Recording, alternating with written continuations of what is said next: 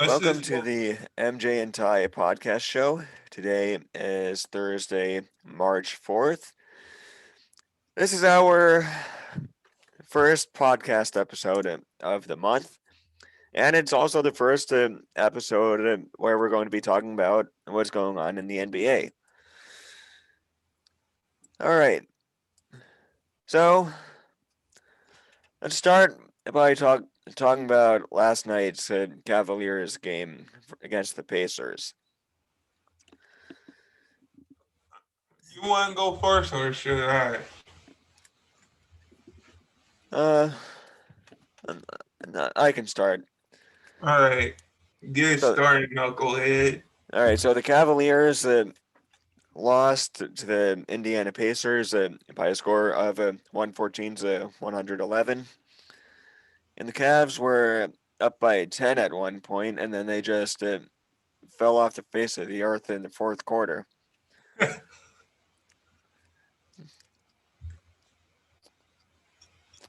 What really at least stood out to you in last night's game, Ty? What stood out to me is that, you know, the Cavs, like they want, they won, they wanted to win this. Like, I get that, Colin Sexton is coming into a zone. There's Garland. Um, like Jared Allen. Like I think, after that freeway trade that Brooklyn did with the Cavs, I think that made the Cavs more better. But what I took from it is that Colin Sexton like 39, 36 points. Like we weren't affecting what's his name? TJ McCollum, if I'm saying that right. We weren't affecting for the Pacers to come out and ball like that.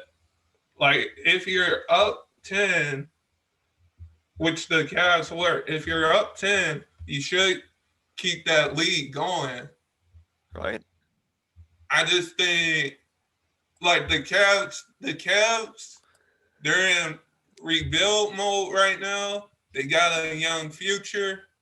Um, but um, it looks like that backcourt with Colin Sexton and Darius Garland um, will be really nice for years to come, and I figure that it will.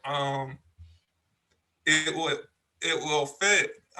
But the Pacers played good last night. Like I can give all the credit where credit is for the Pacers, but you also gotta look at the Cavs side. Like the Cavs, they're 12-22 going into the break. So I think this break will really help the Cavs understand that we can't blow a 10-point lead or a 15 Right? point lead. The Cavaliers committed 25 turnovers last night and 62 points from the paint. And that was actually a little bit better than the Pacers' 68 points from the paint. Cavs only had one block. They had 29 assists. They had 43 total rebounds. 11 of them were offensive. They had 8 steals compared to the Pacers' 18 steals. And they had 18 personal fouls.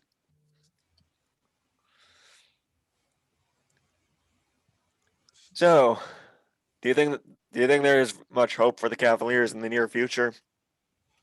There is hope because you gotta look. They won a championship with LeBron in 2016. We all know that. Right. Um, because they ended a 52 drought that year.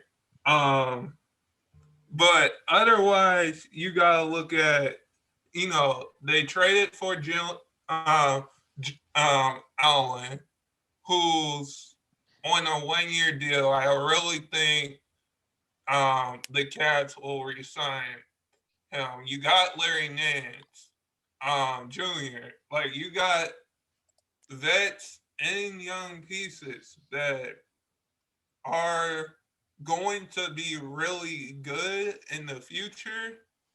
Um, but they got a bright future. I just think if Colin Sexton, Darius Garland, and that whole crew keeps it moving, it would they will definitely be a scary team to come out of the East in the future.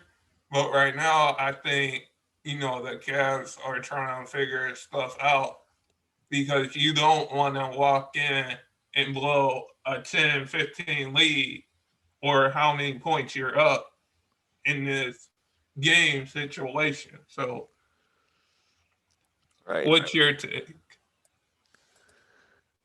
Uh,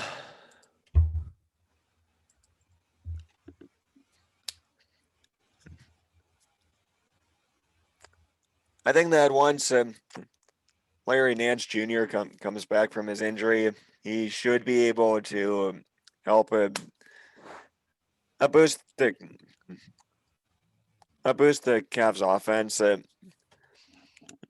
I think that he probably could have helped them win this game, even by hitting free, even by hitting a 3-point shot or two.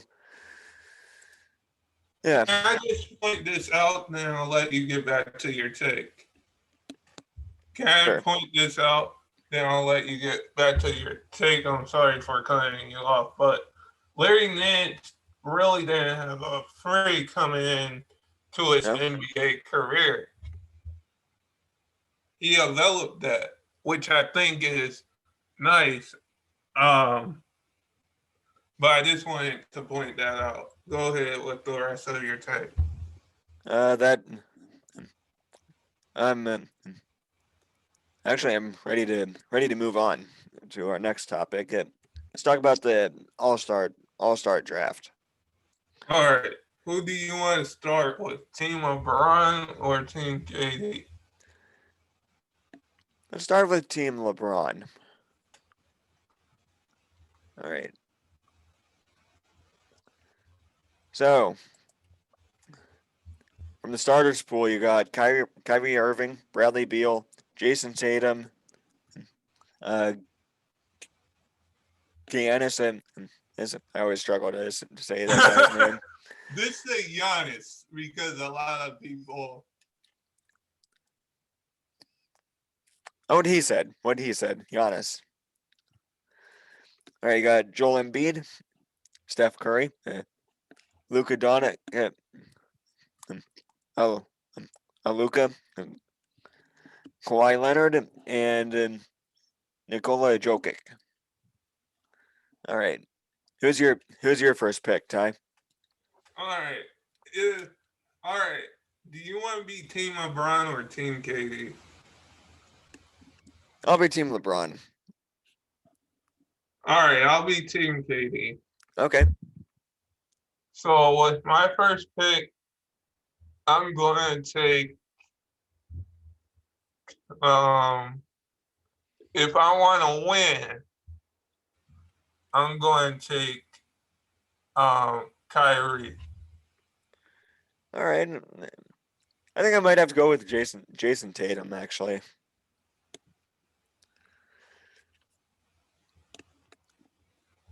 CBS is predicting that Steph Curry will go first to Uh, Team LeBron. do Like you that'll really happen. think? Let me just point this out. Do you really think LeBron would pick Steph Curry? I don't think so. After meeting him in the finals so many years and acting like a well, I'm not gonna say it, but Oh, I know what you were going to say.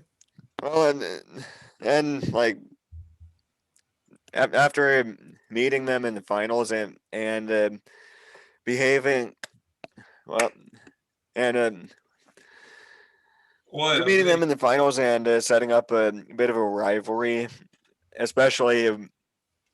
Well, this might not be so much of an issue, and now and actually since the Golden State Warriors, even though they did move from Oakland, they're still in the Bay Area, so there would still be a bit of a rivalry. Plus, LeBron plays for the Lakers, which is another big rival for the Warriors. So, yeah, and I don't see them being on good blood or be good terms. I don't see him drafting stuff either. Like, um, yeah, yeah. I definitely think. Let me just point this out. I definitely think LeBron's got respect for stuff for what he does on the court. I do think Steph Curry is a good player, but would you really want to take Steph over Kawhi Leonard, or would you really like? Because Steph can shoot the ball. Like I would say, LeBron would take Damian Lillard first over Steph. So I would take Damian Lillard over Steph Huh. if I could. All If right. I could, I would either take Steph or Leonard first. I mean, Dame or Leonard because yeah, Curry can shoot the ball from anywhere. Um, but um, he like I don't know how that would work. All right. Who's your next pick? Um, I would go with let's see, Damian Lillard. All right, go ahead and go with Willard. Um, I think I'll have to go with Giannis. Why are you going with Giannis? Can you tell me why? Well, he won the MVP twice.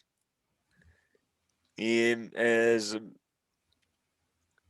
probably right in the midst of his prime, and he's still a pretty young player. So, oh, and plus he's incredibly talented. That's why. Okay, I would take Dame because he can shoot the ball pretty good. He, I think Dame, he, he's loyal. He's loyal. You know, Yeah. he's loyal. So if I would take a guy that wants to win, I would take. If I needed a point guard, I would take Dame 100%. Like, yeah, there's a lot of point guards in the league, but I would take Dame. All right. Who was your third pick? My third pick, Yeah. I think I would go with Harden.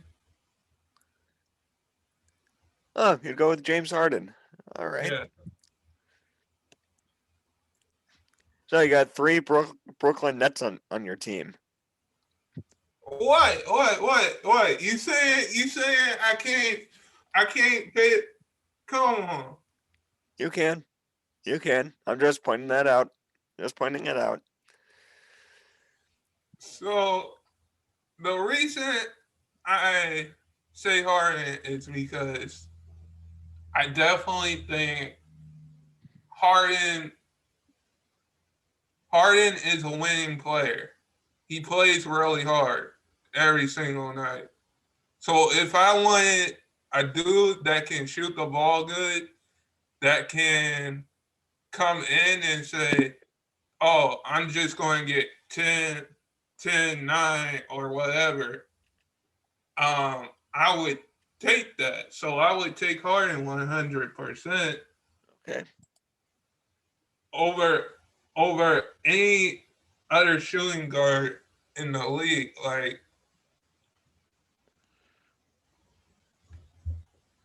who who's your next pick?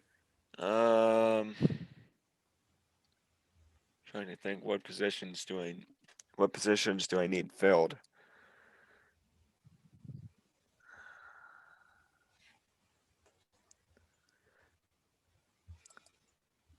You don't, Maybe Joel Embiid.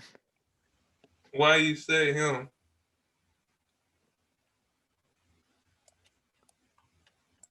I say Embiid.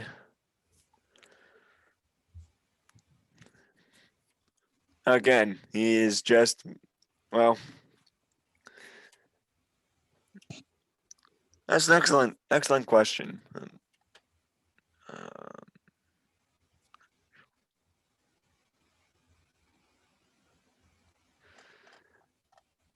I do need a good center on my team. So, I'm He had over like I think 150-point game,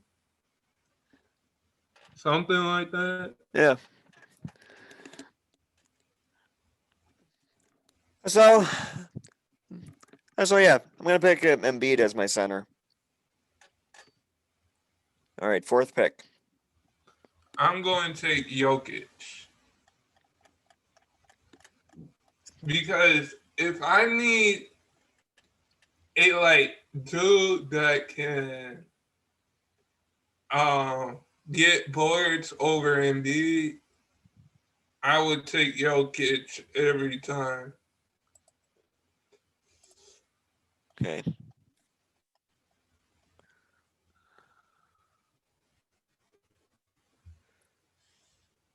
Um.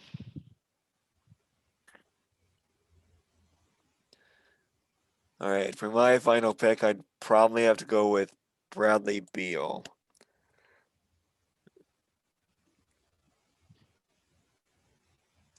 Why are you taking him?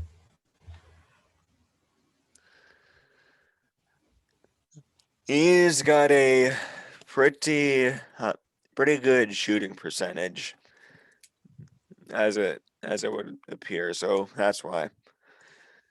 Averaging 32.9 points per game, pretty respectable. Can I just say this about Bradley Bill for a sec? Yeah, go for it. Um, so I think I think he needs more help in Washington if you're scoring over 32 points a game. Like he might be runner up for MVP, but I definitely think he needs more help. That's fair. Yeah. Alrighty. So our all-star teams have been, or our starting lineups have been completed.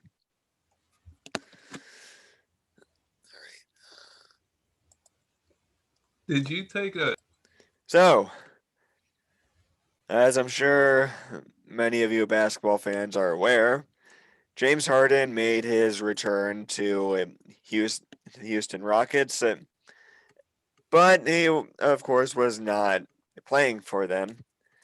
And apparently, the city of Houston is still sour about it. your your take? Because mine is kind of juicy. All right, I'm not Uh, too surprised that this happened because with the last two people that left that or because with when Durant and Westbrook both left, they were burning jerseys. So I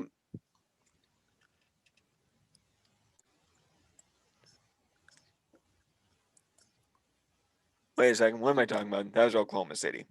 That was Oklahoma City. Yeah. Like, Uh, if wow. you I want, cannot believe I just had that error. you added that, and I Yeah. said nothing What about on earth was I thinking? uh. Uh, yeah, but yeah, and I'm still not surprised because yeah, like people or fans of sports teams obviously get pretty sour when big name players leave their organization. As we've seen with LeBron a couple times, as we're seeing with Francisco Lindor as he leaves the Indians, and as we are now seeing with James Harden. All right, so what's your take? So Aside from I'm an idiot. okay, okay. So my take is you brought up a good point about people burning us us as fans being sour and stuff like that. I can agree with you um on that because I think for one, if I'm just going to point this out, and you can agree with me because we both play sports, and Right? and I can say this: I don't think it's right for like you can be sour and be mad at a player, but I don't think it's right for somebody to burn their jersey if they gave that organization in that city how many years they were there and they decided to, you know, completely go to a different team because they want to win. Wasn't Harden traded though? Yeah, Harden was traded twice. Once from OKC to the Rockets, and Right. then the other one was Rockets to Brooklyn. But what I'm trying to point out is that I think it's not right for people that spend a lot of money on those favorite players jerseys and you want to burn them. But I would say this that I think Harden he wants to win. Harden wants to win. I think when you look at Harden's career, like he gave Houston like good years. Like he put Houston in the playoffs every single year. He um showed up, but this year it didn't seem like the same James Harden and Houston like we saw previous years because I can say this. He was when he was playing for Houston, he looked overweight. And then when he got traded, um, he he lost the weight for Brooklyn. So I think, if he gave Rockets like good years, I think Rockets fans should be happy that Harden was there for many, many years. This is a new chapter for Harden, and he wants to win a championship. I definitely think, Harden is in the right position where he wants to win because now he's got two other players that he can rely on and not go out for 40 every single night by himself. He has two other players that he can rely on and look at. All right. So there's a rumor swirling around that Blake Griffin wants to work himself out of Detroit. Like, I wouldn't really blame him for not wanting to stick around with the Pistons, would you? I wouldn't like. I think Piston fans will come after me for this, or come after both of us. Have at it. Um, but what I'm going to say is that I definitely think if you go to Detroit, you're trying to prove to other teams, like trade for me. You know, Yeah. trade for me because I can help your team. And I definitely think um, Detroit sent uh, Blake Griffin down and saying we're going to sit you before until we find a trade. I think it's great, but for right now, it seems like if a player wants to play, let him play, so his trade value can get up. And, all right. So last thing I would like to talk about Donovan Mitchell and Rudy Gobert lash out at NBA refs after loss to the 76ers. Utah Jazz lost 31 to 21 or 131 to 123 in overtime. What are you thinking? What are you thinking? Uh, 30. that would be some really crappy basketball if you're in the 30s and you were still lost.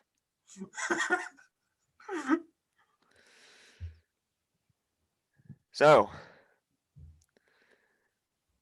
I didn't exactly see what happened there, but I probably understand them. Like I, I can say this. I watched the Don Mitchell press conference. I can understand where he's coming from as a player.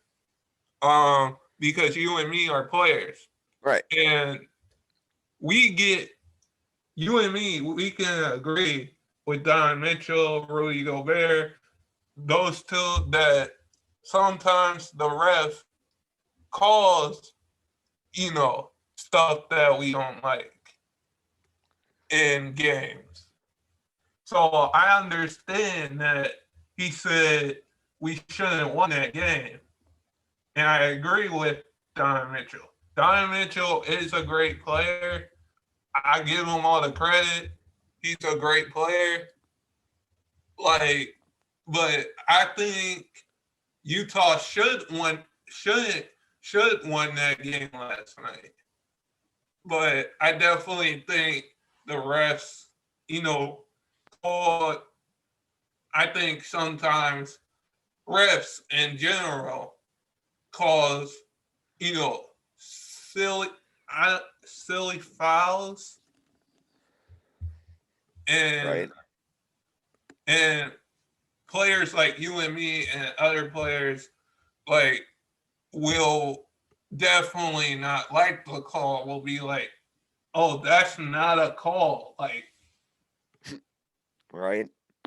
We'll look at the ref and be like, are you kidding me? Like, Yeah.